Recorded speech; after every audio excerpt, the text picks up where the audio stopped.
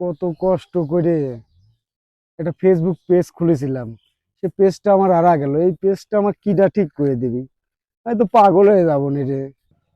আসে না তো, এটা কিটা ঠিক করে পারে তা? এ ভাই, তোর কি আছে? তুই মনে আছে বউ মরে গেছে, ওনে বসে রইছিস কাদা কাদা মুখ দিয়ে। কি আছে ভাই তোর? আই দে, উঠে আই দে ভাই। ছোট ভাই, কি আর কবরে এই কথা। বড় শখ করে একটা ফেসবুক পেজ খুলেছিলাম, সব হারা গেছে, কিচ্ছু নাই। দেখ, এটা আমার কিটা ঠিক করে দিতে পারে তা? তাও আছে, তুই আমার কাছে দেখা করবি না? আমার মনে তো শান্তি নাই ভাই। আমার কাছে গেলি তো আমি এটা দিতাম যে কোন জায়গায় গেলি তোর এই জিনিসটা ঠিক হবে।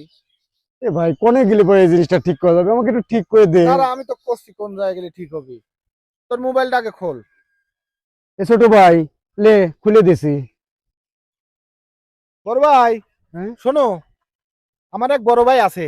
এটা আমরা পাবনা আড্ডাবাজি অফিসিয়াল যে পেজ চালাই। হ্যাঁ, হ্যাঁ। আমার এক ক্যাপ্টেন আছে কিন্তু। ও, তুমি আমার এই ক্যাপ্টেনের কাছে চলে যাও। এমডি মুস্তাফিজুর রহমান বাবু ভাই, তার হচ্ছে একটা ফেসবুক আইডি আছে। আর হচ্ছে মনে করো সে হচ্ছে এমআর গ্রুপের মালিক। তার কাছে কই গেলি পরে সব কিছু ঠিক করে দিবিনি, খালি বলবে যে আমি রাজনের বড় ভাই। সব ঠিক করে দিবি। ভাই আমি আজকেই যাব, বাবার কাছে আমি আজকেই যাব, যাই সে আমার সবকিছু আমি ঠিক করে আসবো। ঠিক আছে, সমস্যা নাই, বাবু ভাই খুব ভালো মনের মানুষ, তোমাকে সব ঠিক করে দিবিনি।